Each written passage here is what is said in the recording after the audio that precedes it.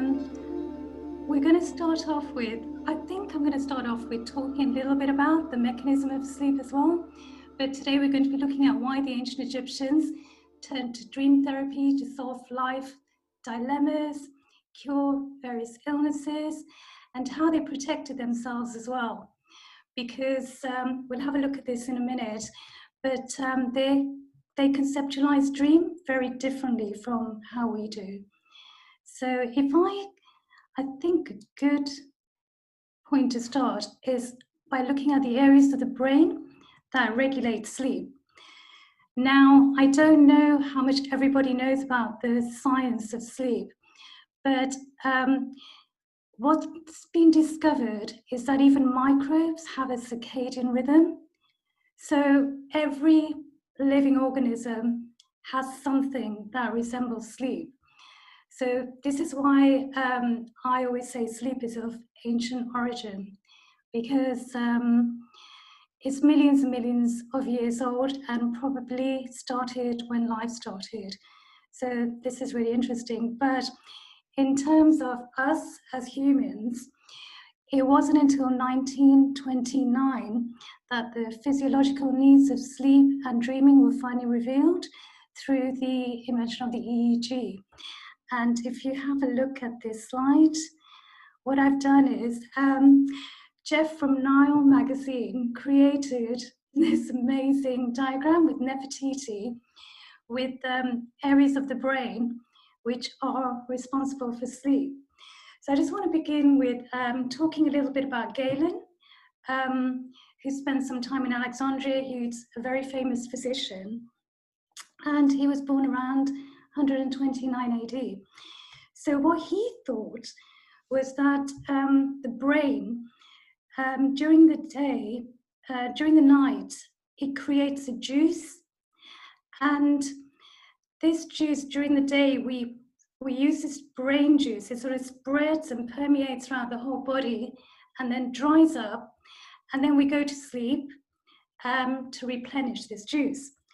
Of course, now we think this claim is absurd, but what I found interesting is that if you look at people with Alzheimer's disease, this is very much related to sleep and lack of sleep. So in our brains, we create, there's a protein called amyloid beta, which is responsible for healthy growth of neural cells, and it cleans out the brain. And people with Alzheimer's, they have a problem with the regulation of this protein. It's a naturally produced protein, we all produce it, but they end up having plaques of this, which interferes with their memory, etc. So I think in a way, Galen was slightly correct, kind of correct in his thinking. He was sort of on the right track. So of course, lack of sleep, we know, is very detrimental to our health. It affects our immune system. It's responsible for obesity, heart disease, high blood pressure, and even cancer. And in fact, neuroscientists have done experiments on mice. And what they found is that they actually grew sort of cancer cells on these mice, and they found that lack of sleep will make the cancer grow by a huge amount. I can't remember the exact amount, but it could have been something like even 70%. It was huge. So this shows that sleep is so important for our health. And actually sleep also, last time I did a talk on sex in ancient Egypt, and lack of sleep has even shown to reduce testosterone in men, and it will actually make the testicles shrink as well. So sleep is even important for sex. So I thought that's really interesting. But if we have a look at what happens, so if you have a look at this diagram, what's actually missing in the diagram is the hippocampus. So what happens when we sleep? So what happens to the brain? Well, the brain remains active when we're sleeping. So the hippocampus, which is, I'm trying to think, it's kind of near this area here. That's responsible for our memory. And so what happens is when we're sleeping, the hippocampus becomes active, as does the amygdala, which is here in the diagram. And the amygdala is for our emotions. It regulates our emotions. So what we find when we're sleeping, these two areas become quite active. And when we go into REM sleep, particularly REM sleep, rapid eye movement sleep, there's certain of the areas of the brain which become a lot more alert and a lot more active. Now, the parts of the brain which are involved in sleep, if you have a look in the diagram, so we've got the brainstem here. Now, the brainstem is responsible for wakefulness, etc. And then we've got the pineal gland, which produces melatonin, which aids sleep. Now, for the ancient Egyptians, they believed that we see dreams. We don't, we obviously believe that we have a dream, but for the ancient Egyptians, they believed that we actually see a dream. So there's actually a new hypothesis by a neuroscientist called David Eagleman. And what I found interesting is that we find it quite odd that the ancient Egyptians say that we see a dream rather than experiencing and having a dream. But actually, they're sort of on the right track in a way, because what David Eagleman believes, and this is a hypothesis that he's looking at, he believes that dreaming may have evolved to amplify the visual system's activity periodically throughout the night in order to defend its territory from takeover from other senses. So recently what they've found is that this takeover can be within an hour, because they've tested on people that have become blind. They found that other senses try and take over. So this hypothesis is also consistent with the decrease in REM sleep as you age, and with neuroplasticity as well. Your neuroplasticity also reduces with age. So I don't know if anybody's heard of neuroplasticity, because I find this a fascinating area of research. So whichever neurons fire together, they sort of connect together and form synapses. So basically, neuroplasticity is showing that we can rewire the brain. And this is a fascinating area of research. So now, so I suppose what I feel is that the ancient Egyptians, they were kind of on the right track, because we are, in a way, seeing dreams rather than having dreams, because our visual system stays very active. And if you imagine, the brain is actually in our cranial vault, and the brain doesn't actually see the external world. So everything that we're seeing is like a cinematic effect created by our brain. So it's our brain that creates this illusion of reality, because we have never, the brain is interesting because the brain is enclosed in darkness, yet it's creating the reality we see. So of course, if you think about it, the Egyptians were right. We are actually seeing dreams which are created by our brain. So they weren't actually completely on the wrong track. But so what did the ancient Egyptians think of dreams and sleep, and how did they conceptualize it? So if I show you, right. So they began with letters for the dead. And in this letter here, so letters from the dead we see from quite early on, from the Old Kingdom period. So this is how it all starts. So here, I can't actually read it to you because the side screen is blocking it. But it's basically, it's from the tomb of Henny's father, Meru, which was excavated by Reisner in the early 1900s at Naga Headrests. So inside the tomb, a folded papyrus in which Henny reaches out to his deceased father to help him with his father's deceased servant, Seni. So basically, it looks like Seni was taunting Henny in his dreams and giving him nightmares because some incident must have happened.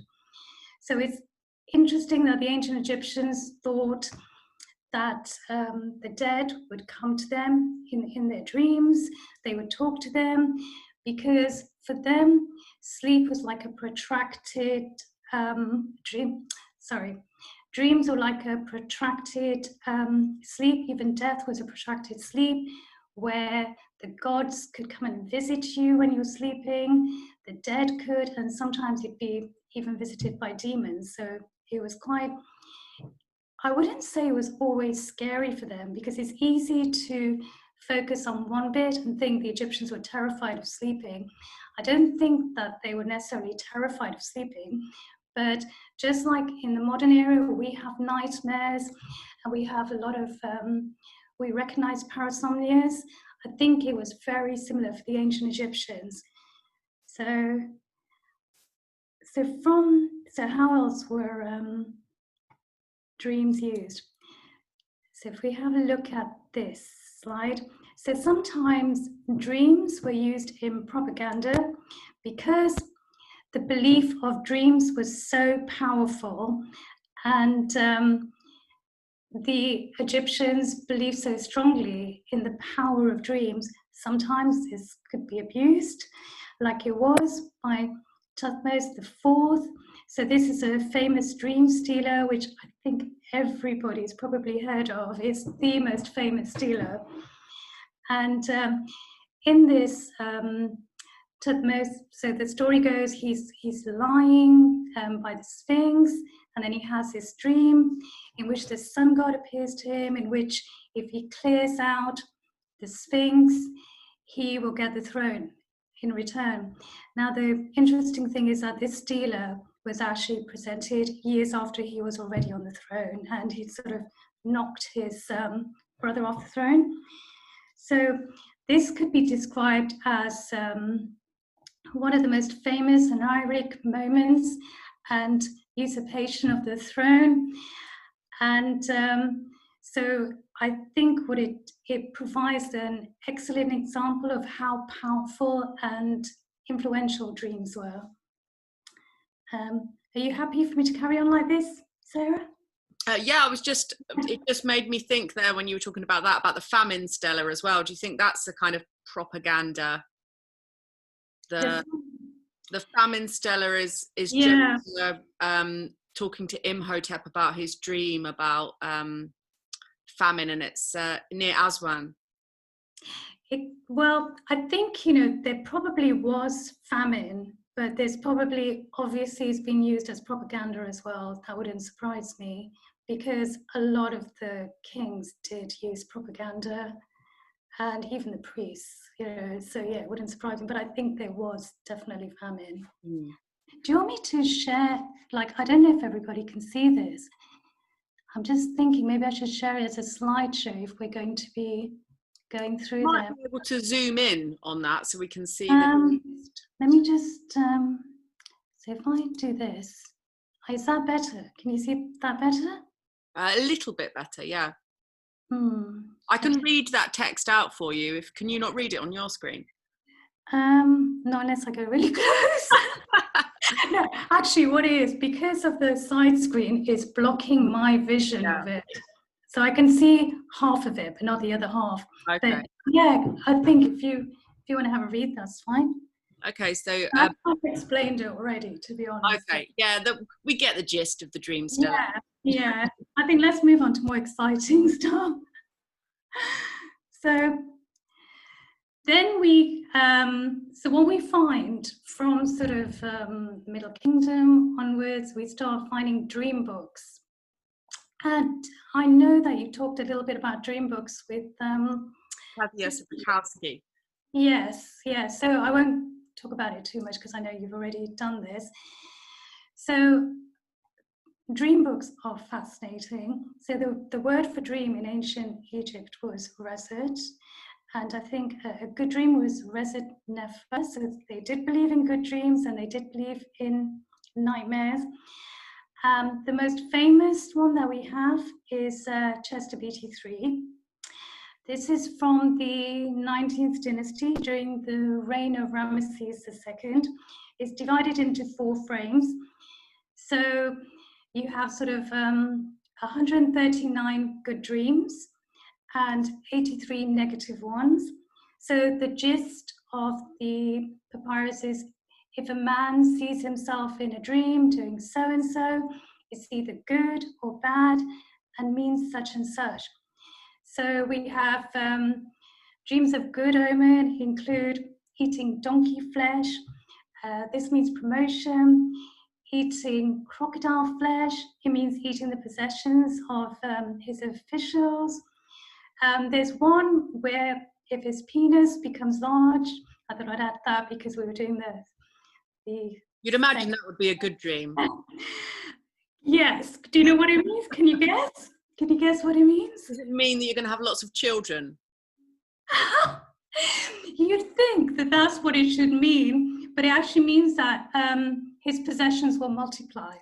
So it's more materialistic than I guess that was quite materialistic back in the day.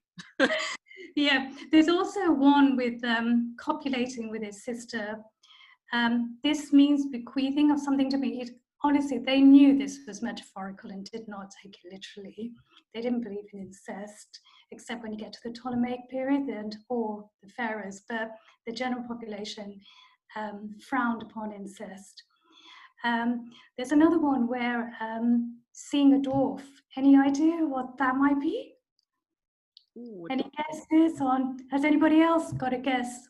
Thinking about the way that the dreams are going, can anybody else guess what seeing a dwarf? Quite a Twins Peaky type of ancient Egyptian dream, isn't it? Yeah, so basically it means taking away half of your possessions. Very possessions based, these dreams. There's one, I don't know, did I mention copulating with a pig? No, you did not. I'm glad you brought it up though, Sophia. I can't even imagine that. But is that a good one? Well, they had interesting dreams. I don't think I've ever had a dream like that.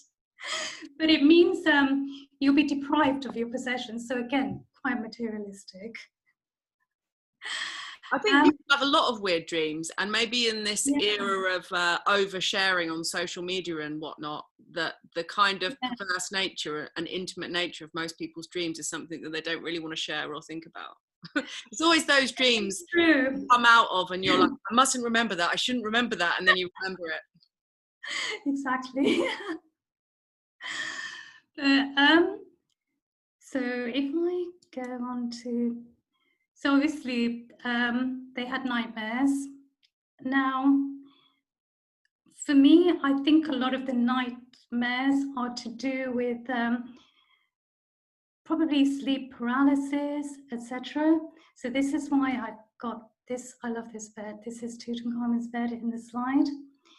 So with sleep paralysis, I think, the Greek physicians, they manage sleep paralysis through phlebotomy, which is bloodletting.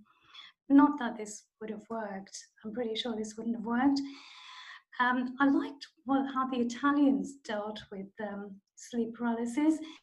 They believed that sleeping face down and putting a broom by the door with a pile of sand on the bed would prevent sleep paralysis.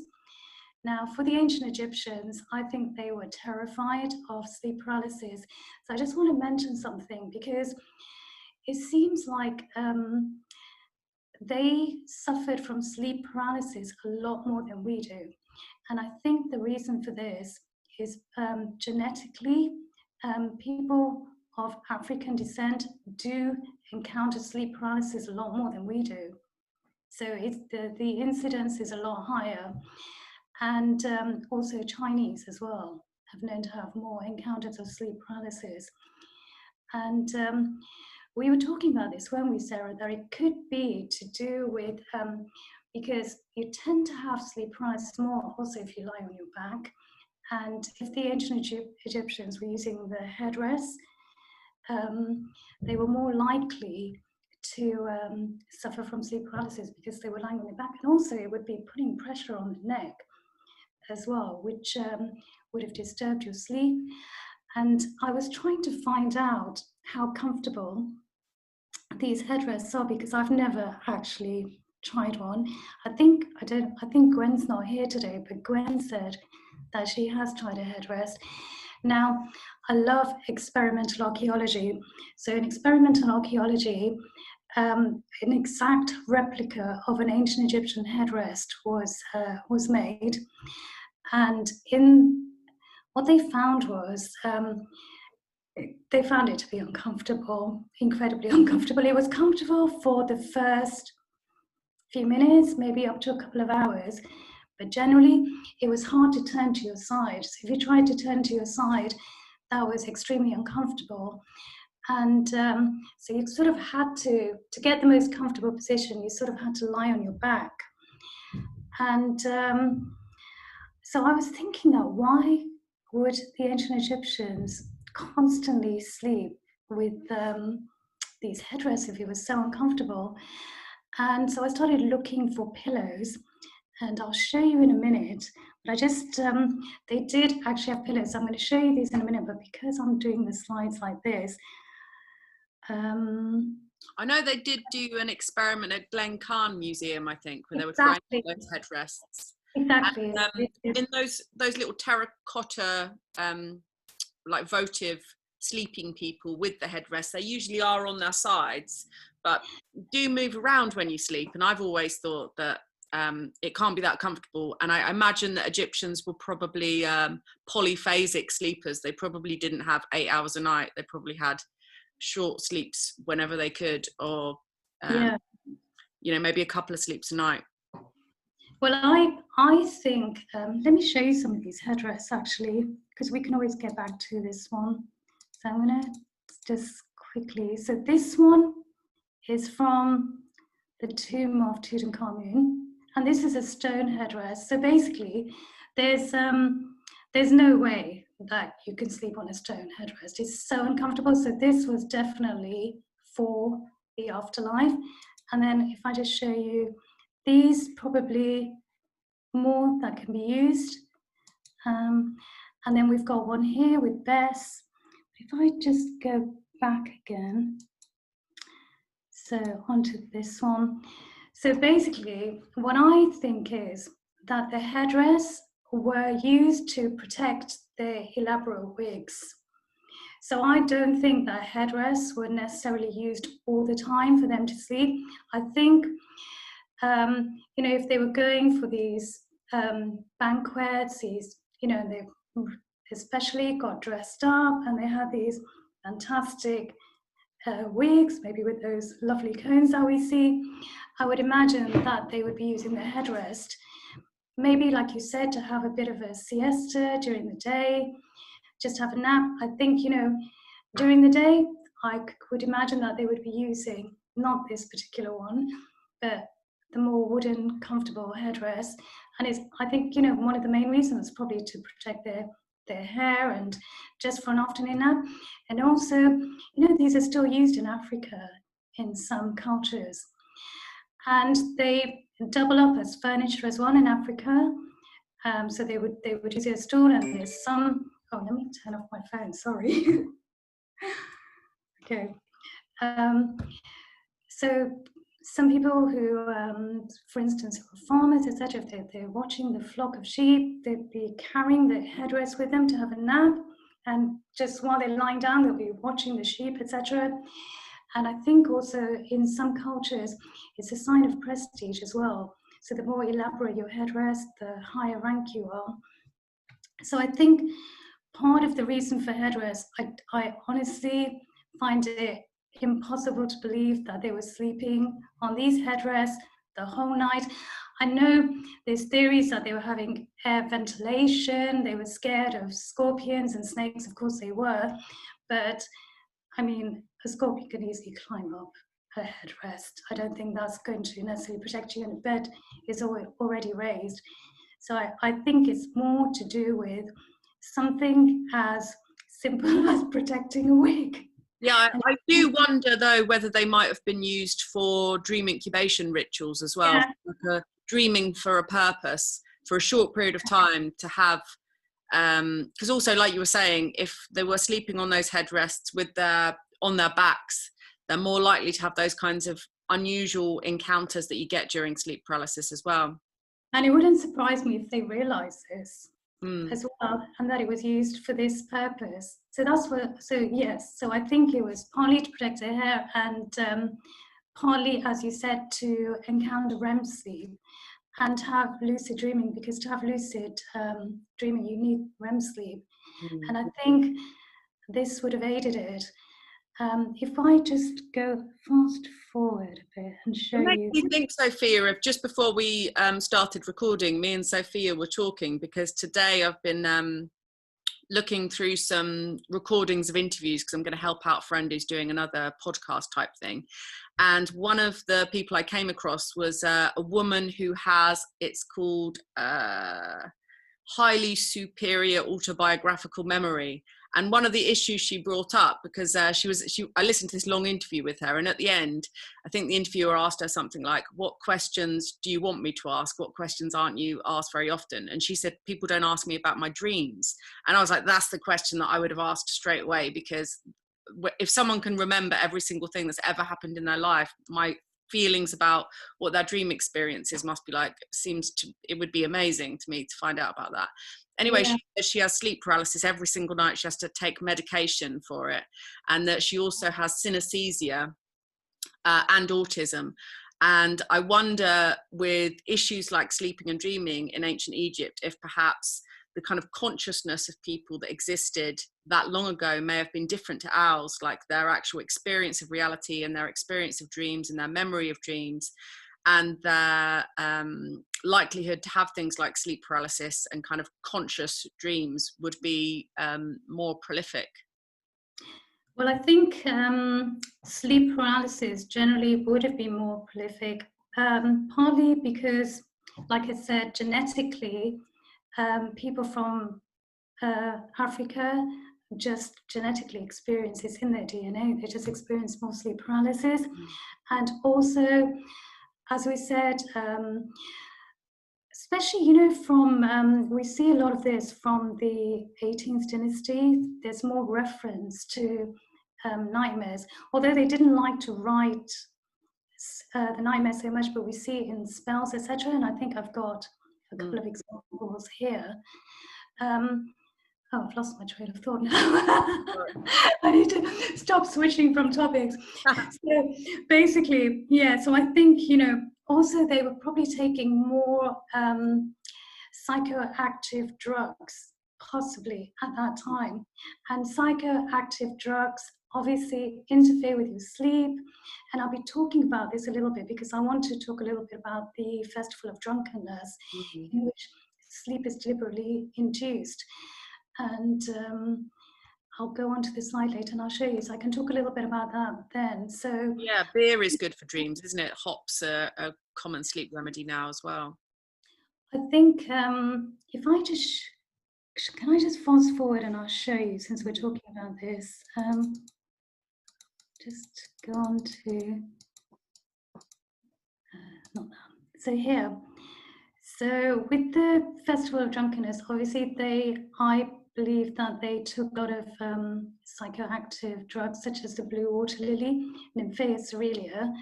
And if we have a look at this hieroglyph here, which I can't see, but I'm hoping you guys can see. But if you have a look with the bit that's circled, so this means drunkenness. So this is the word for drunk. But if you have a look, it has the blue water lily determinative next to it. So when they're talking about drunk in the Festival of Drunkenness, we're not just talking about alcohol here. We're talking about alcohol laced with inføltrate, which is a psychoactive drug, which not only induces sleep, but it also gives you hallucinations. And it's neffes really now is used as a sleep aid in some countries. It's used as a sleep aid, but I don't know too much about this because it's still being studied, but I think it does give you that intense REM sleep, which would have been necessary for lucid dreaming. And also probably they were having more hallucinations, which makes sense because the whole point of the festival of drunkenness was to have an encounter with the goddess Sekhmet. And so I don't know if everybody knows about the Festival of Drunkenness in the group who are here. That was left off our recording yesterday. We lost you just as you started talking about drunkenness. So with the I don't know whether I wrote it, but basically in the Festival of Drunkenness, Ra basically he tries to suppress. So the myth goes that he tries to suppress this rebellion by the humans. So first of all, he sends Hathor to basically kill the humans, to suppress them. But Hathor gets carried away, and there's carnage, and she's beginning to enjoy all the blood and killing all the humans. And she just gets great delight from this. So Ra gets a little bit nervous, seeing how much she's enjoying this. So she comes back to him, so elated, talking about how much she enjoyed it. So she says she wants to go for a second bout of this destruction towards mankind. So poor Ra gets a bit nervous that she's going to kill everybody, nobody's going to be left. So he decides to basically get her drunk with beer, but it's coloured to look like blood with hematite. And she basically gets really drunk, gets completely knocked out, passes out, wakes up thinking that she's drunk all this human blood and sorted everything out. So basically, this myth is reenacted in the Festival of Drunkenness. And Betsy Bryan, who headed the mission, she found the porch of drunkenness. This is actually a photograph of the Temple of Mut, where Betsy Bryan found the porch of drunkenness, which I had on my other presentation. But this I got from Betsy Bryan, found these hieroglyphs. And like I said here, this hieroglyph is drunkenness, but what I found really interesting is the fact that it's got the water lily determinative. So to me, this is really good evidence that they were using psychoactive drugs. So to go back to, sorry about going back and forth on the slides. Do you want me to stop sharing and do it, or is that okay? No, that's good. Okay. There I've lost. I can go back here. So what I wanted to show you was, I do want to talk about pests in a bit because I love pests, but these are pillows that were discovered. So if so I think I've written it here where they were discovered, but I can't see it. Can you see it? Yeah. Sedment. Discovered Sedment El Gabel, dated to the Second Intermediate Period, and others were found made of leather filled with linen or skin filled with straw. Yeah. So now we hardly, I don't know if you ever heard of them finding pillows, you don't hear about it that much, but basically they believed that these were probably from a settlement of people that came outside of Egypt. But what's really interesting is when they discovered KV63, which is next to Tutankhamun's tomb, they found these coffins. This is a child's coffin, and it was stuffed with pillows. And these pillows, they're sort of oval shaped, and they are not that different from the pillows that we use. And they found quite a number of these pillows. And they're even feathered, some of them, like the comfortable feather pillows that we have as well. So this is not from another civilization. This is definitely an ancient Egyptian tomb. So these are pillows that the ancient Egyptians would have been using. And for me, this is strong evidence. I mean, they're comfortable. They're really comfortable, and it makes sense that they, for their everyday sleep, would be using comfortable pillows. But why do we not see these in the tombs? Because this is actually not actually a tomb, but it's believed to be a mummification cache. So it's sort of things that they sort of leftover things that they've sort of stored rather than somebody's tomb.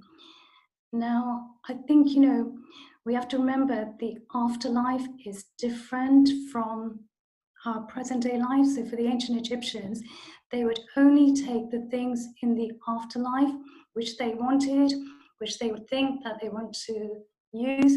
And obviously the afterlife is more like a magical, mystical realm. So they wouldn't need these pillows. They wouldn't need to take material pillows with them, and hence this is probably why we don't find them. So in Tutankhamun's tomb, we find all these elaborate headrests, because I suppose in the afterlife, he would want to have these amazing, possibly encounters with lucid dreaming, or this amazing REM sleep, and probably want to keep his hair looking great if he wore an elaborate wig.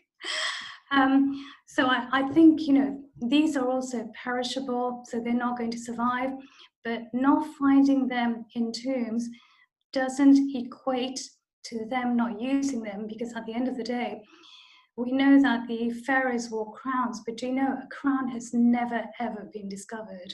We've never found a crown. So the fact that we haven't found a crown doesn't mean that they didn't have the crowns. So now we've found evidence of pillows. They must have used these pillows. This is what I feel. I suppose there's going to be a lot of Egyptologists out there probably might not agree with me, but I think that the headrests were used occasionally, but to get a good night's sleep, they would have probably been using pillows. So if I go back, it's a bit more complicated. I always put my silk pillowcase everywhere that I go. If I go on holiday, I always have to have that with me. I would definitely take them into the afterlife. Yeah, actually, I use silk pillowcases as well. They're fantastic. So good. Life-changing.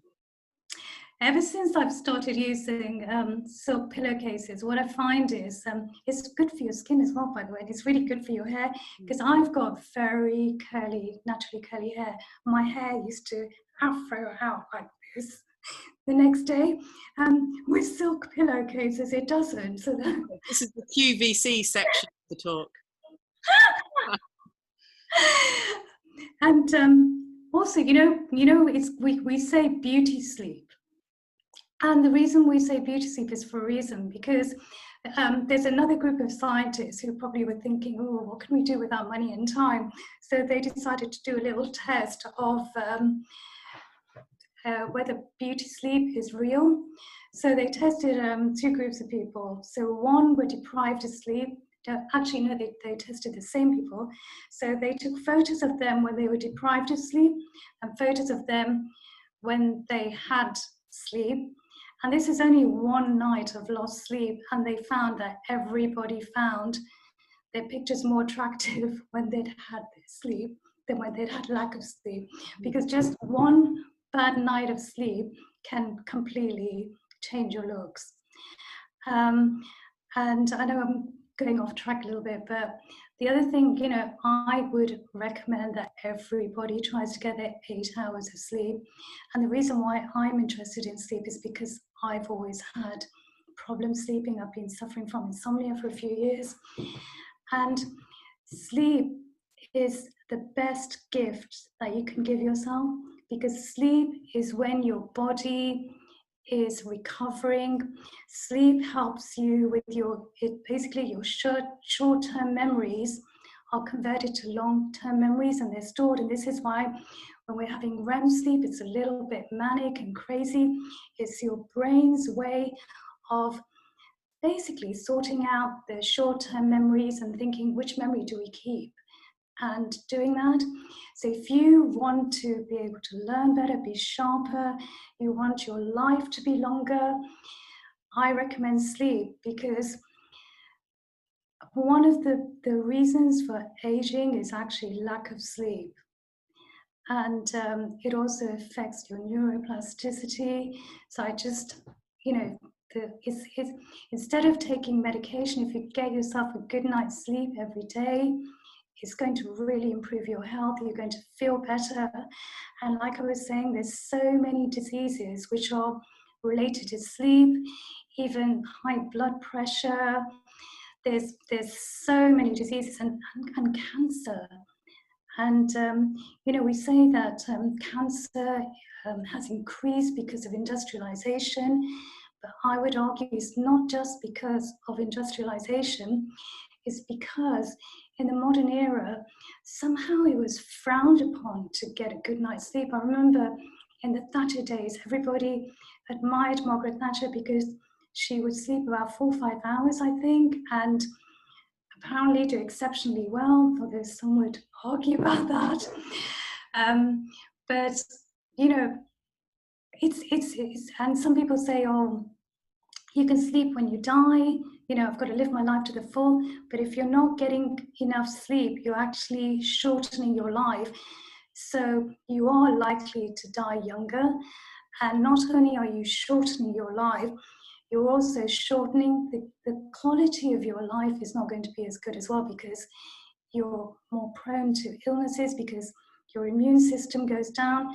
So anyway, lecture over about why sleep is so important. So going back to the ancient Egyptians, so I'm just going to go back a bit. So I was saying, so the Coffin Text has a spell for sleep here. I don't know would you be able to read it? Yeah, sure. Because I'm blocked, so I can only see half of it. Okay, so this is Coffin Text 232, and it reads, a spell for the headrest. May your head be raised, may your brow be made to live, may you speak for your own body, may you be a god, may you always be a god. And then here we've got a Book of the Dead, also talks about God. This one is terrifying because it's literally talking about getting decapitated. But you get the gist. They've got spells. I mean, you can read it if you like. So when I was reading about headrests as well, and the fact that it's sort of a kind of protective tool to stop you from being decapitated in the afterlife, and that there were a lot of spells about being decapitated that were engraved on these things. So this one says, doves awake thee from sleep, they alert thee to the horizon, raise thyself, for thou dost triumph over what was done against thee. Ptah has overthrown thy enemies, it has been commanded to act against him who acted against thee. Thou art Horus, the son of Hathor, the fiery cobra of the fiery cobra group, to whom a head was given after it was cut off. Thy head cannot be taken from thee hereafter, thy head can never be taken from thee. So it's this guy, I find that quite terrifying. So like you said, you can see why they would take their headrests with them in the afterlife. And some of the head, I've shown you those. So this one I like because it's got Bes. And Bes was basically this chondroplastic dwarf god. And I adore Bes. I think, everybody says he's ugly, but I find him quite sweet. And if I show you a few, I've got a few. So here, this was taken from the Bes chambers in Saqqara. So in Saqqara, they found, so I think it was in 1905 that they discovered some Bes chambers, and there were 4 rooms. I'm trying to remember. So they had, there's about 4 rooms, and they found basically on the walls, they found these amazing images of Bes. And this would be Beset, his female version, which is quite sweet. And Bes, he was basically the god of everything that was fun. like dance, music, and also he was the protector of children and mothers. And you see a lot of birth houses with Bess. Now, I think you asked me last time, Sarah, didn't you, if the best chambers were possibly incubation chambers? And I'm going to be talking about incubation chambers next. But we don't know properly if they were incubation chambers. They could have been, but they could have also been birthing houses. So maybe for pregnant women or women who are going through problems in their pregnancy, they possibly came here for treatment. And I seem to recall, but I can't honestly remember where I read this, that there was one, there was like a Bess jar that was discovered, which had the remains of an aborted fetus. So this makes me wonder whether the Bess chambers were more involved with pregnancy and birthing houses. And now with Bess, he was a favourite for children as well. So the ancient Egyptians believed that if he saw a baby smiling, is because Bess was entertaining the child, and he would be dancing, maybe playing his tambourine or something, sticking out his tongue, putting funny faces to make the child smile. So I thought that's quite sweet to think of Bess in that way. So Bess sort of appears from, I think, around the Old Kingdom, but he really becomes popular from the Greco-Roman period. So particularly from the Ptolemaic period, we start seeing Bess a lot more. And this is another image, and I just want to thank these guys who gave me this image, because I think this one is fabulous. The Not So Innocents Abroad, they do this fantastic blog on traveling, and they gave me this. And again, this came from the Bess chambers again. We've got his little counterpart, female counterpart here. And, and Bess was also the god of getting drunk as well, drinking and everything. And I think he's got a bit of a beer belly as well, a bit of a pot belly beer. It's interesting. And in Egypt, dwarfs were seen in very high regard as well. So you can see why Bess would have been really popular. This one. So this one, not just in ancient Egypt, but Bess became popular in the Mediterranean as well. And this one, he's got a huge phallus here, as you can see. It's enormous. And I think it's interesting because remember I was saying that neuroscientists have discovered that if men don't get enough sleep, it reduces their level of testosterone, and it also actually reduces the size of a man's testicles as well.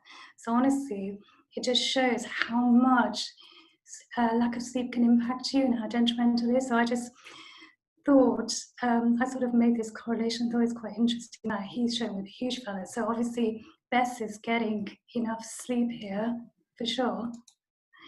And then we've got these delightful Bess jars. I love these. I took this picture at the museum in Liverpool, and I adore these Bess jars. So in ancient Egypt, they possibly put milk in there, and they probably thought by using the Bess jar, Bess would magically activate the liquid inside the jar.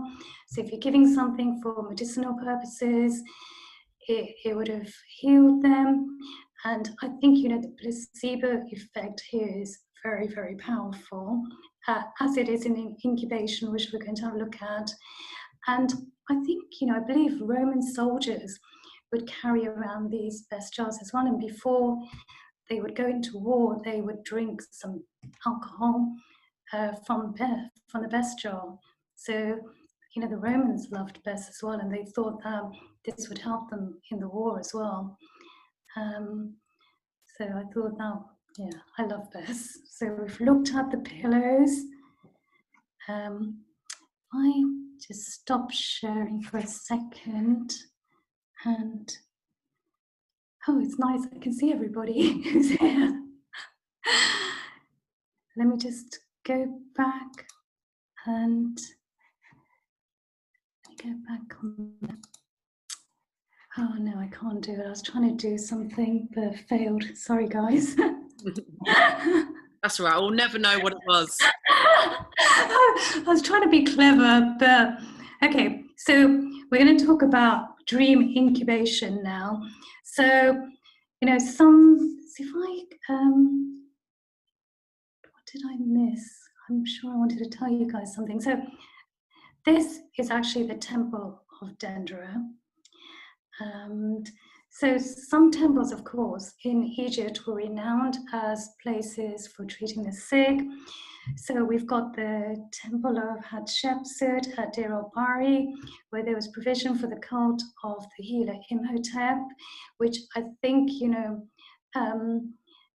in the Greco sort of Roman period, Imhotep was, he corresponded with Asclepion, Greek Asclepion. So, and there's a papyrus called the Oxyrhynchus papyri, which were found like in a rubbish dump.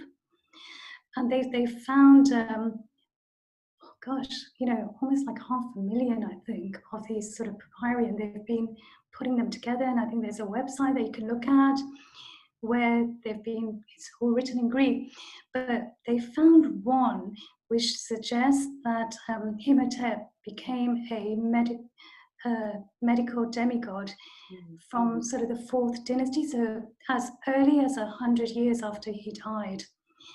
But going back onto these, so there was also the temple of Seti I and Abydos, the Serapia and Memphis and Canopus, and obviously this one. And so what happened here was, now I've tried to find evidence for the dream incubation before the Greco-Roman period of time, and it's very difficult to find. So I think before the Greco-Roman period of time, the only way that dream incubation took place is where a priest would do the whole dream incubation on behalf of somebody. So I don't think they had these sort of group incubations, dream incubations. I think the priest would do it on behalf. Whereas from the Greco period, from the Greek period, we see a huge surge in these temples. So, for example, in Dendera, which is from the Ptolemaic time, water was channeled to flow over a statue base, which would have been inscribed with a magical healing text. And the water was thought to capture curative properties. And subsequently, it was used to bathe patients that were undergoing therapy in the temple sanatorium. So I think this is how it worked. So how do we know this took place? We've got graffiti and other inscriptions. So there's inscriptional information regarding disease and medical treatment, which is scattered throughout the Egyptian and the Greek sources. There's some graffiti which were actually left on this temple sanatoria, and there's one which I found interesting, which is at the temple of Hatshepsut at Deir el-Bahari, where one patient left a personal message. He was a Macedonian worker, so he wasn't of high rank. I think his name was, don't quote me, Andromachus. And he was sick, and he came here and he had treatment. And what's interesting is that he would travel some distance to come to this center, and despite his relatively low status, he had access to treatment and medical care. So the practice of incubation is well attested to, as I said, in archaeological inscriptional evidence at Dendera. So there's some evidence it also took place in Seti I tomb during the Ptolemaic period. And I think Strabo mentions it as well, that it took place in the temple of Serapis at Canopus. Now, I think one of the reasons why we're seeing this more in the Ptolemaic period is because if we have a look at the Hippocratic texts, they are clear that dreams actually help us find cures for illnesses. So honestly, they were on the right track because we now know how beneficial dreaming is. So this is the other thing I was going to say. So when I'm talking about a healthy sleep, I'm talking about a sleep in which we have non-REM and REM sleep. So REM sleep is very, very important. So this is why taking sleeping pills is not good, because sleeping pills interrupt your REM sleep. You're basically just sedating yourself, so you're not getting good quality REM sleep. And sorry, just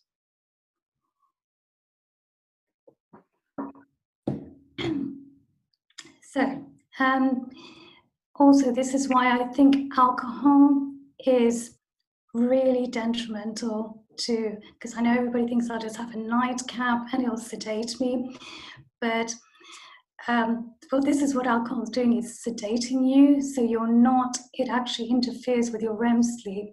So what happens when you drink alcohol is basically you'll get up during the night, you're not going to have good quality sleep, so you're not going to have good quality REM sleep.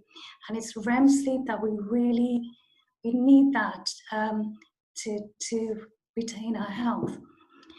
So I think, you know, with the Hippocratic texts, they seem to understand that sleep was a good requisite to good health, and they revealed underlying physical and mental illnesses and their cures.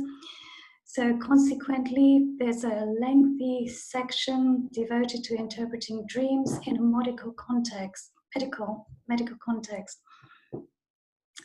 So with dreams, they're described as those that merely consist of transference to the night of a person's daytime actions and thoughts. These indicate a good state of health. Others take on a character contrary to the daytime activities and include conflict, etc. So just to give an example, so if you have, so basically I was having a look at the text. So one of the dreams, so if you see the moon and the stars undimmed and in their rightful place, this dream would indicate that you're healthy. But if you dreamt that the celestial bodies are displaced or changed, it's bad news and a sign of disease. So in Saqqara, they found the archive, and like I said, they would have had the officials that would have dreamed on your behalf. But in Saqqara, maybe in the Ptolemaic period, they had more of this kind of dream incubation, where people would go. And I think, you know, it would have been a really holistic approach to sleeping. So there would have been music, there would have been,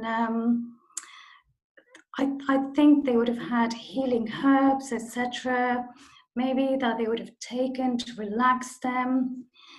And it would have been maybe a little bit like our modern spas, where we go there for massage, just to clear the mind.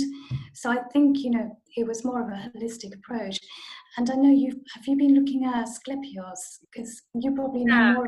It's interesting because I've really wanted to find a good connection between the Asclepians and dream incubation in Egypt. It seems to me like quite a natural thing for a religious people to do, to consider their temples to be the sacred precinct of the god, where with the idea of the Asclepians, if you slept in the god's sacred precinct, that would be the space where he could come and visit you.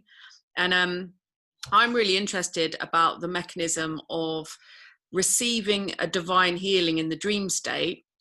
And if you're lucid when that occurs, you have this deep integration between mind and body during the lucid state, whereby you could activate a faith healing response or a placebo response just to an event that occurs in a dream, because physically impossible things happen in dreams. And in the Asclepians, a lot of the ayamata, the dream reports, describe Asclepius performing physically impossible operations, stuff like cutting off someone's head and pouring bees out of their skull, and then they wake up and they don't have a headache. So stuff like that. And I know the Bez chambers are really interesting to me, and I think, as with the Asclepians, most of the requests, or a lot of the requests at these sleep temples, revolved around fertility and female fertility and wishing for a child.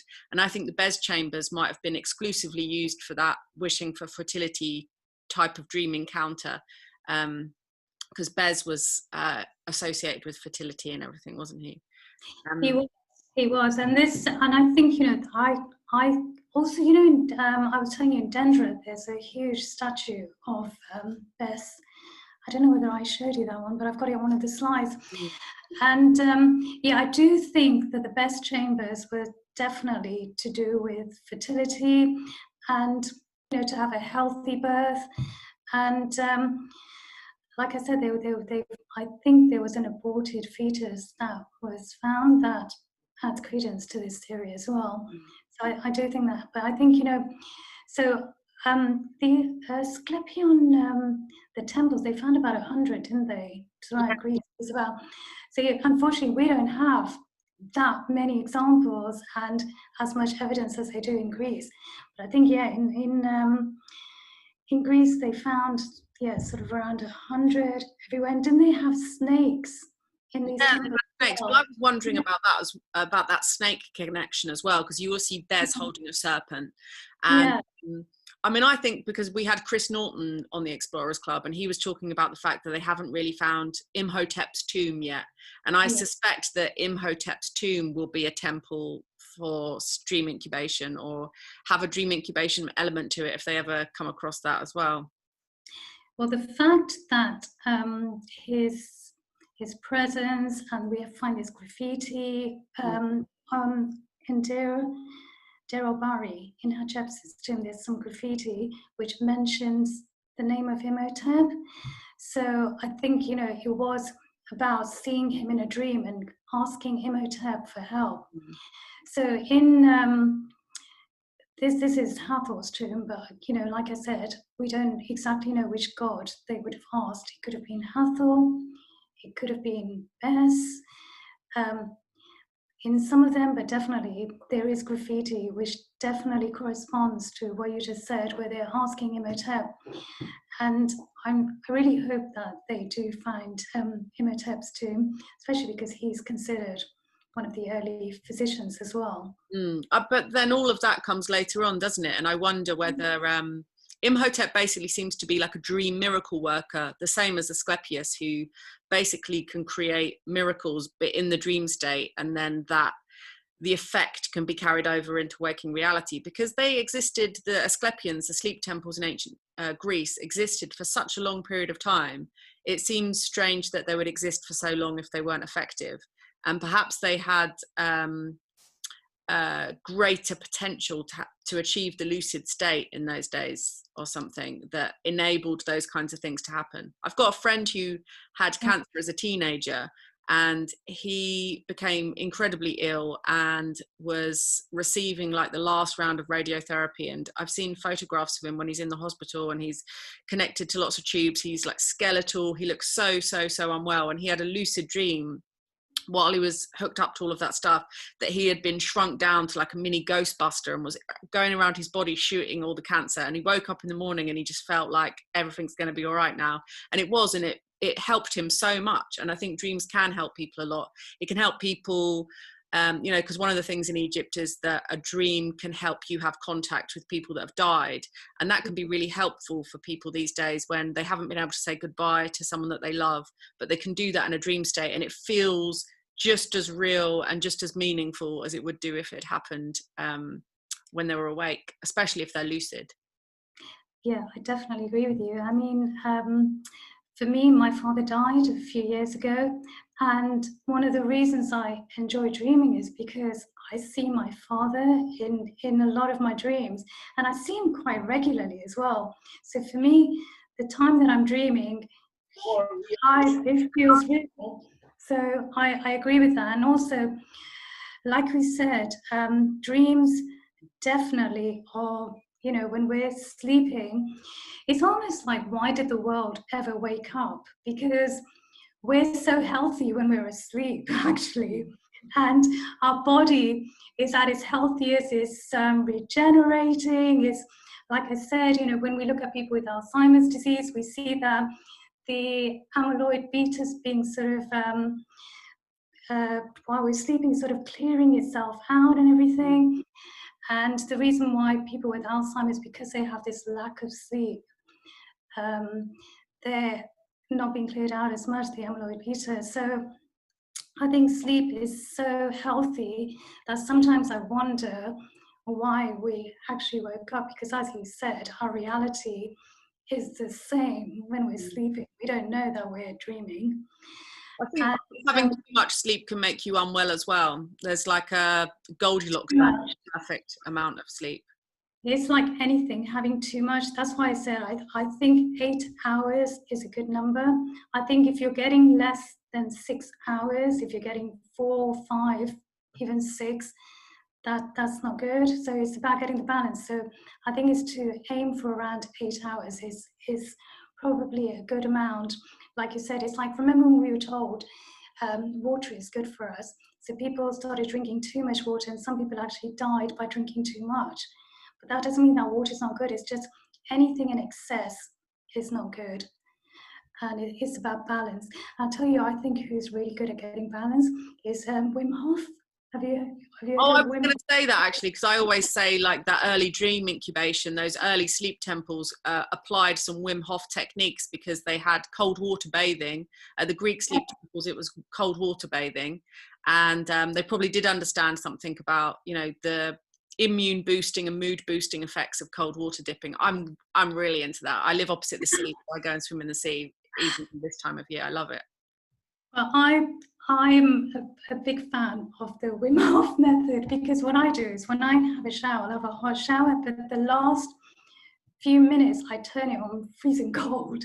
So the last few minutes I just have the water really cold. And I don't know if it's like a somatic or if it, you know, they did do a scientific test on him, and you know, his immune system's incredibly, it's amazing. I know I've been waiting for him to get injected with COVID-19 because I thought that he would go for that.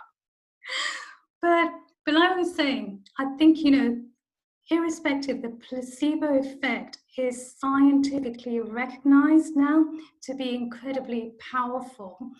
And, you know, if we believe it to a certain extent, like I believe that that couple of minutes of cold water is stopping me from getting ill, or it's stopping me from catching a cold. Yeah, I believe seawater. I, you know, touch wood, if I can find any wood at the moment. It's kind of worked. Like, you know, I used to get a lot of colds, and I always used to either have the flu or I was getting colds, and then I started the Wim Hof method, that last 2 minutes of cold water, and I've just not been getting a cold. So, you know, it could be the placebo effect, or he's definitely onto something. I mean, Yeah, I think he's definitely onto something. yeah. Does anyone else have any other questions? If you want to unmute your microphones, you're welcome to join in the conversation. This is my favourite subject, so I don't mean to take over.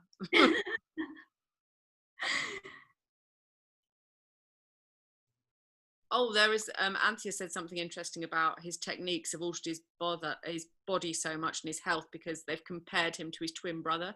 So that's quite twins are always handy to check how well you're doing health-wise. Yeah. I would hate to be the not as healthy brother though. If I had a twin brother, you'd want to be the better one, wouldn't you? Definitely. My brothers are twins, and I always used to say to one of them after I watched Twins with Danny DeVito that one of you's the Danny DeVito one, and I had an idea which one it was. Oh, hilarious. Oh, But I've done a little bit of research myself into Egyptian sleep remedies, but are there any evidence of sleep remedies that you found in medical papyri? What herbs they might have used?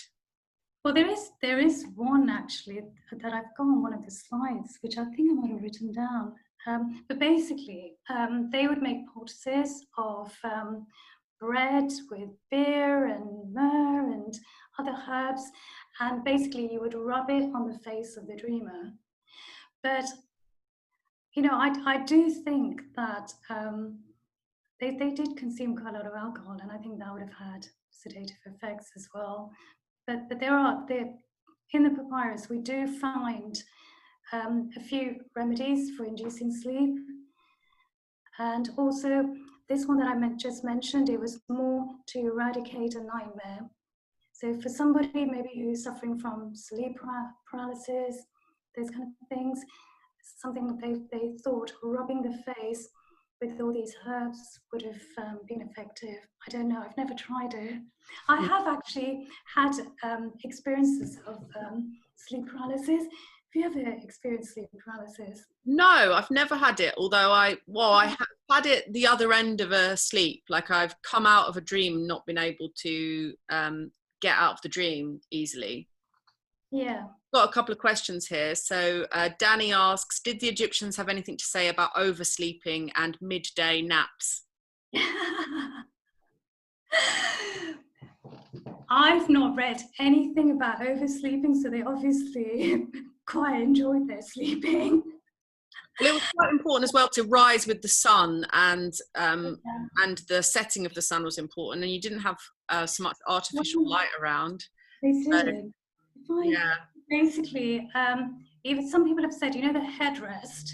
So the headrest is more like the head being looking like the horizon. I don't know if I've got a picture of it.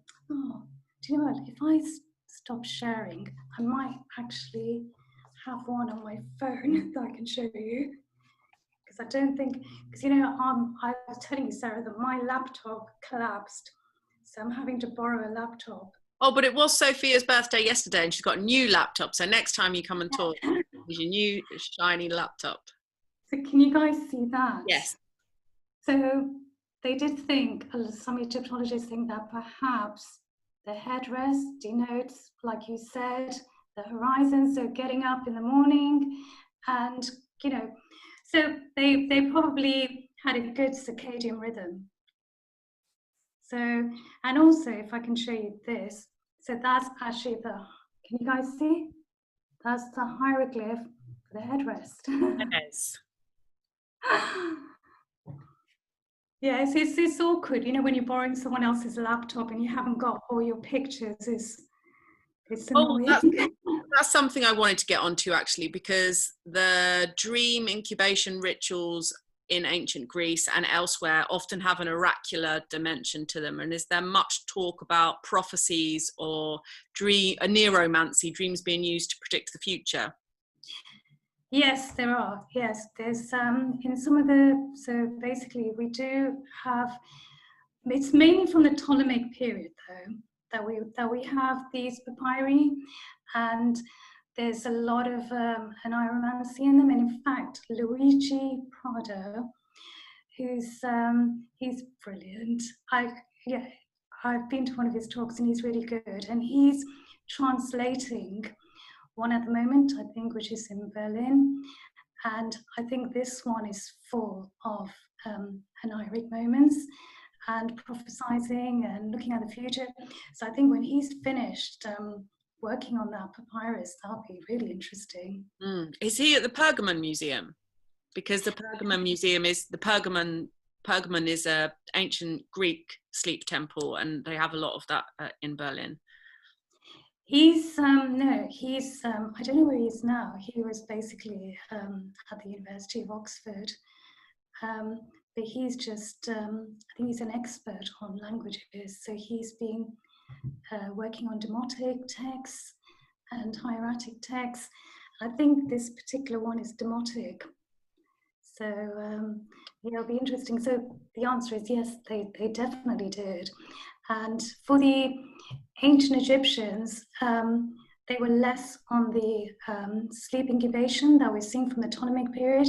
So they believed more in this, in being able to see the future.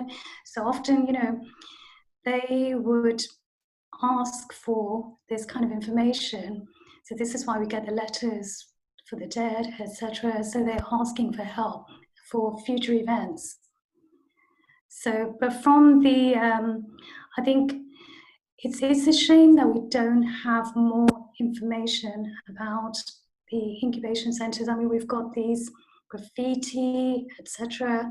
I mean, we know that they had sanatoriums, but it would have been great if we had a few more texts, because I know in Greece there's a lot more information on Asclepius, and we have so many more temples in which this took place. But I think it was definitely for healing. And I really wonder about the relationship between dream incubation and the mysteries as well, and the perhaps I think a lot of people that might have gone through the mysteries in Greece, for example, may have like fully integrated that experience, that kind of ritual drama aspect in the dream state, so that they were felt more part of it by experiencing it in the dream state as well. I think it's I think it's really sad that people don't talk about their dreams as much these days, or think or put as much value into them. And I think the biggest cause for that is our excessive artificial light. There's so much artificial light, and we use devices all the time, and our brains are kind of overstimulated.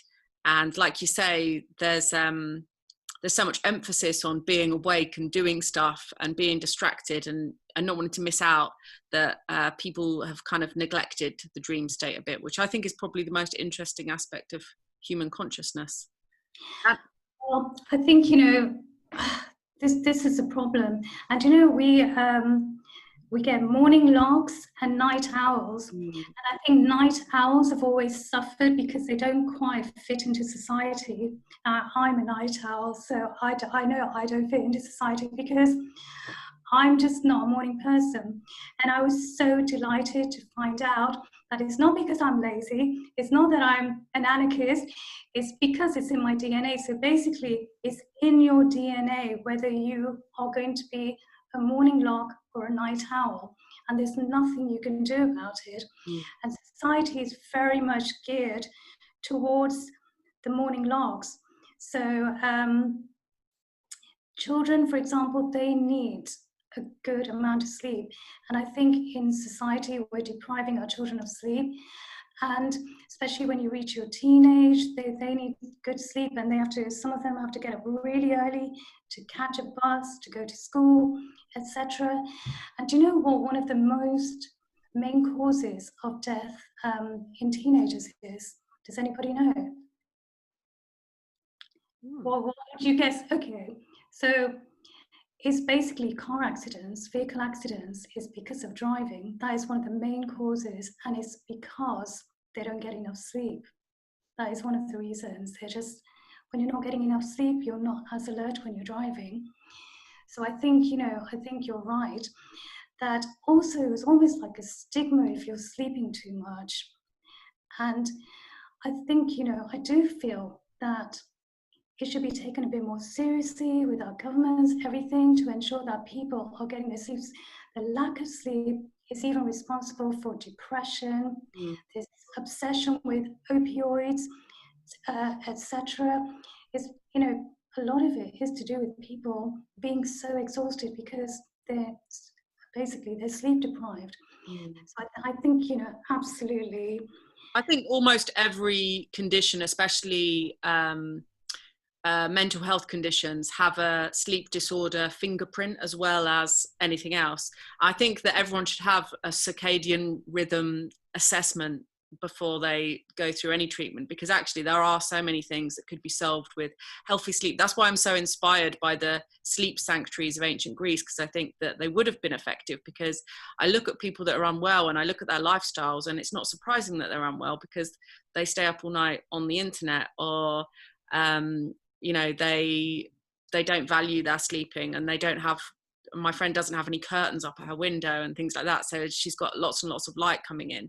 And I guess, like, I've never really suffered from insomnia, but I went for a phase of not sleeping very much. My daughter was young, and it shocked me how much it affected your sense of self, because you're not dreaming as much, you don't make good decisions, you doubt yourself more often, it's harder to make decisions because you're not on the ball. It does have a massive impact. Yeah, huge impact. Yeah, and I think, you know, the ancients were more aware with their circadian rhythm. They were closer to nature, and they probably slept a lot better than we do, because they didn't have the artificial lights, as you said, that we have now. And yeah, I think a lot of people, they'll go to bed and they'll have their, they'll think, I'll just check one more email, I'll just check one more. I find it amazing how many people have their phone next to their head when they go to sleep at night. I actually can't believe that. I don't have any device or anything in my bedroom. I have, like, I make sure my phone is in a different room. But so many people, and I think especially, you're talking about young people, but young people that have grown up online now, you know, they develop anxiety if you take their phone away from them. And I think it's really, really important that human beings recognize the value of being, like, present in the moment with themselves. And, you know, the other day I woke up really early to go and watch the sunrise from a really nice spot in Hastings, and I thought, because I live right on the seafront, I see where the sun rises and where it sets every day, and you get a great sense of where you fit into time and space if you see the sunrise and the sunset every day. And I think that ancient people, not just in Egypt but everywhere, would have been familiar with that, and so therefore they would have had a good sense of their position in space and time. And a lot of modern people have no idea where they are. Yeah, exactly. And, you know, like I said, it's not just humans that sleep and dream. You know, sleep is in even in microbes, and, you know, birds. I find birds fascinating because they can sleep with one eye open. So basically, if you see a group of birds, you'll notice that the eye that they will have open is on the outer side of the group. So they can sleep with half their brain, and half their brain is active. So the reason why they've got one eye open is that the bird on the side is basically looking around for danger. So if you'll find that the birds in the middle of the group are sleeping with both their eyes shut, so they're getting a great sleep. Oh yeah, I want to be those birds. Exactly. So, you know, and do you know which mammal sleeps the longest? It's I think it's the brown bat, and it sleeps for about 19 hours of the day. That's amazing. Yeah, sleeps for 19 hours. And the other thing I noticed, you know, with Egyptians, they would have a lot of lions on their beds. So they would obviously, the favorite gods to have on their beds would be Bes, obviously, we all love Bes, and Tauret, the hippo god. But also, they had a lot of lions. Now, obviously, the Bes and Tauret would have been having anaprawic effects and keeping away the demons. But I feel one of the reasons for the lion, could have been protective, but also, you know, lions sleep for about 15 hours a day, up to 18 hours a day sometimes. So if you observe lions in the wild, they sleep for hours and hours. So I think part of it is sleep like a lion when you're in bed, have a really good night's sleep. But yeah, I find it fascinating when you look at animals, and their circadian rhythm is really fascinating. Yeah, I think we've gone out of sync a little bit with our natural circadian rhythm, which is good to become aware of, so you can get back into it. Danny says, did the Egyptians have anything, oh no, you've already done that one, about prolonging hypnagogia? Because I love hypnagogia, and I like prolonging hypnagogia, and I did it, I kind of learned it as a child because my dad built me a cabin bed that didn't have a protective barrier. So I used to be scared of falling out of bed in the middle of the night. So I used to lie and fall asleep on my back and sleep like that the whole night, which is I think why I got into lucid dreaming, because I was in this position. Yeah.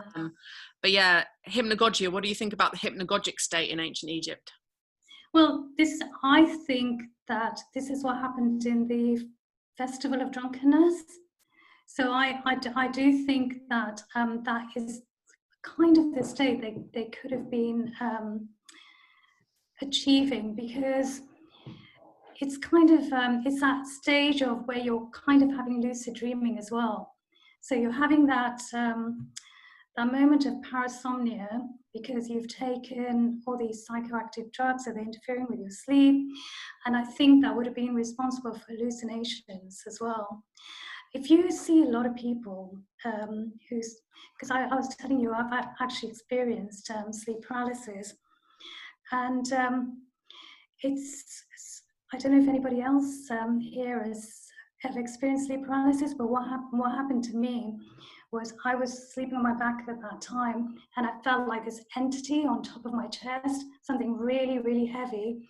So I could feel like, now for the Egyptians, they would have probably thought it's a god or a demon, so that makes complete sense.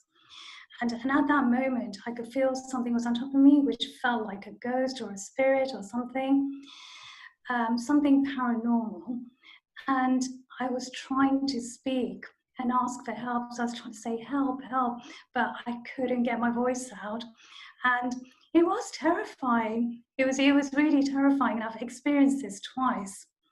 But some people actually see other beings. So in the modern era, there's people who've seen aliens, and this is probably related to that. So I think for the ancient Egyptians, perhaps they were seeing their gods in this state. Because like you said, when you are trying to induce sleep, in your sleep, so if you've got music and you're drinking and everybody's talking about the gods, you can imagine that in that state of parasomnia, you will be having hallucinations that a particular deity is visiting you, and then maybe you'll have some kind of epiphany. Also, I think statues are a really good way of kind of like focusing that aspect as well. Like if there's the idea that a statue can possess the spirit of somebody, and then seeing a statue come to life, I think the statues would quite easily come to life in your imagination. I wonder about perhaps sleep deprivation actually being utilized in something like the Festival of Drunkenness. Like I've been to Mardi Gras in New Orleans, and it's not dissimilar in terms of like you have some weird experiences because you stay up 3 days in a row. And sleep deprivation, often you start to have really strong hypnagogic hallucinations.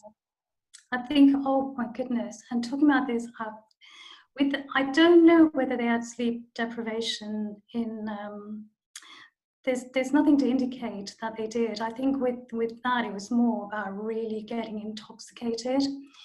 But it's interesting that you mentioned sleep deprivation, because I don't know whether you've heard of the case where there's a case of a man, I believe in Canada, who in the middle of the night, just without his shoes on, he got into his car and he drove to his parents-in-law's house and basically killed both his parents-in-laws, and it was terrifying. And then drove to the police station and said, I think that I've killed my mother and father-in-law. And it's basically his hands, his muscles had been cut in, he was bleeding profusely, and but yet not showing any pain. So basically what they found out is that he had a history of parasomnia, and he used to sleepwalk. He also suffered from sleep paralysis, and so did his family, so he had a history of this. Now, he had a great marriage, he loved his in-laws, and his in-laws loved him. So there was absolutely no reason for him to have gone and killed them. So this happened because prior to that, I think he'd been sleep deprived. So he hadn't slept. And for I can't remember exactly how many days, but literally he could not remember that he did this. So this all happened during his sleep. Oh, And I know the most horrific thing ever. and you know, obviously the marriage didn't last, they got divorced, but he has to live with that guilt. And he went to trial and everything, but he was found not guilty. He was found not guilty because the defense managed to prove that basically he was sleepwalking and, like I said, suffering from sleep deprivation, and he just had a history of this. So he's obviously on medication now, but my goodness, can you imagine how terrifying? There's some neuroscientists who've actually done experiments with people that suffer from parasomnia, and there's this one husband, his wife was complaining in his sleep, he'd just hit her, just punch her, and it was horrible, obviously, for the wife, poor wife. But they sort of made some videos of these people who have these parasomnias, and you can see the man actually awake. I mean, he's sleeping, but he suddenly got up, he's still in a state of sleep, and he's kind of doing all these hitting actions like he's arguing with somebody. So, you know, it just shows that sleep deprivation, taking psychoactive drugs, how much they can interfere with your sleep. Well, that's an awful thought, isn't it? That's why going to sleep is so important, so you don't go around and murder all your family. Oh, God. There are cases of repeated false awakenings where the dreamer keeps waking up only to find himself in another dream. I've had that happen to me. That can be quite... Say that again. I missed that, sorry. Peter says there are cases of repeated false awakenings where the dreamer keeps waking up only to find himself in another dream. A bit Inception-like. Yeah. Oh, talking about Inception, you know, the director of Inception, the person who created the movie, I can't remember his name, it's gone out of my head, but he says that he had that vision through dreaming, and this is through REM dreaming and lucid dreaming, that he had this whole idea for that movie. So that's quite interesting. Christopher Nolan. Christopher Nolan, thank you. I obviously haven't had a great sleep because I'm not remembering the names. I also read that whoever made Avatar dreamt the bioluminescence look of the forest in a lucid dream. But might have been making that up to make it look like it steal the idea from someone else. I'm not sure. Yeah, and also Paul McCartney, when he wrote Yesterday, that came to me lucid dreaming as well. John Lennon, you mean? Was it John Lennon who wrote Yesterday? Or I'm thinking of Imagine. No, I'm thinking of Yesterday. Oh yeah, Yesterday. Yesterday. I'm pretty sure that was Paul McCartney. Paul McCartney, yeah. And also there's a Rolling Stone singer who, which song is it? It's Satisfaction? Maybe it's Satisfaction. That came in a moment of lucid dreaming as well. Can you remember? I've had a lot of lucid dream songs, but they're really rubbish. When I wake them up and like write them down, I had one that was "Do What You Want and Get Stabbed." Not a very good song. Oh my gosh. In my dream, though, that became like a #1 hit. Here we go. Daniel says, what do you think about seeing death in dreams, such as in the Minority Report? Do you think that we could use dreams as a sort of useful tool for arresting people for pre-crimes? Oh, I don't know. I wouldn't want to. I've done some terrible things that I shouldn't be held accountable for, I don't think. Yeah, I think, you know, but when dreams are interpreted, and you're seeing that, they're interpreted in a completely different way. But yeah, no, I don't know. That's a hard question, but a great question, but a hard one to answer. Janet does also talk about sleep deprivation used for initiation in shamanic traditions, and I think sleep deprivation is definitely one way to start having hallucinations very quickly. I think sensory deprivation is hugely underestimated and goes to show the kind of the popularity of things like flotation tanks and stuff like that these days, because actually if you ever go into a flotation tank, I don't know how many of you have done them before, but you just start seeing stuff almost within a few minutes. It's so easy to start conjuring up visuals in a completely black atmosphere. It's amazing. but gosh, sleep deprivation is also incredibly dangerous. Yeah. Dangerous, but I think I Most see. people go through a phase Not, of sleep yeah. deprivation. But is this just sleep deprivation on its own, or by using some kind of psychoactive drugs? I think there's a bit of both involved, isn't there? Especially in shamanic traditions, there would often be plant medicines used. But I think sleep deprivation can quite quickly lead to you having altered states of consciousness, and those altered states of consciousness can potentially be beneficial, and therefore might outweigh a short period of sleep deprivation for a period of time. I think. Yeah. I think, you know, with the Egyptians, they were in the festival of drunkenness. They were basically they were woken up while they're sleeping, so they would drink probably alcohol laced with psychoactive substances such as inføltrate, and then while they were asleep, they'd be woken up by loud drums. So, you know, it could be that they were woken up during REM sleep, and then they would have these hallucinations or these epiphanies with the particular deity. Well, that makes sense. To wake someone up during REM, they're more likely to remember what they've just read about. Exactly. And if you're kind of woken up at that moment, yeah, you're sort of having that lucid dream as well. So I think, you know, I think that was, they probably used that format more than the sleep deprivation. You're more And likely to have honestly, a dream during a nap. yeah, and I don't think that they were only getting drunk with alcohol, because I think it was assumed that they're only drinking alcohol and getting so drunk because, like I said previously, anybody who's been woken up when they've been when they're very, very drunk after drinking maybe a couple of bottles of Prosecco, well, for me it's half a bottle of Prosecco, but for most people it's probably a couple of bottles.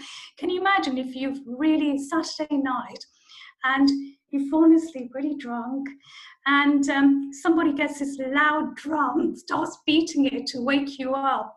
You're just going to have a terrible hangover and a headache. There's no way you're going to have that moment of epiphany with a deity and have this great moment. So I don't think alcohol alone could achieve that sort of lucid dreaming state. It had to have some kind of psychoactive substance involved as well. And, you know, another psychoactive substance that we use every day is coffee, of course. And nobody thinks of it in that way. But if you want to have a good night's sleep, you have to really limit your intake of coffee, because coffee stays in your body for around at least 12 hours after you've had it. And we kind of go into this vicious cycle, don't we? We get up in the morning because we've not had enough sleep, and then I go straight for coffee, have the coffee, and then if you carry on having coffee during the day, what's going to happen is that at night you're going to struggle sleeping, then you get up in the morning feeling rough, then you're back on the caffeine, so you build this dependency towards coffee, which actually is a psychoactive drug, but I think people don't think of it in that way. I think coffee's hugely underestimated. When I was a kid, there were no coffee shops anywhere. You had to go to an Italian restaurant to get a cup of coffee. I remember when it became popular, and now you kind of see everyone in there all the time. Like, kind of, it is kind of critical that people get a cup of coffee in the morning, and it is amazing. I think it's affected the psyche of the whole nation. Yeah, definitely. And the Egyptians weren't drinking coffee, I know that. What kind of stimulants would they have had? What was coffee? They just didn't have anything like coffee or tea. They didn't have any of those kind of stimulants. Their main drink was beer. That was the main drink that they had. Can't imagine life going down too well in England if we only drank beer.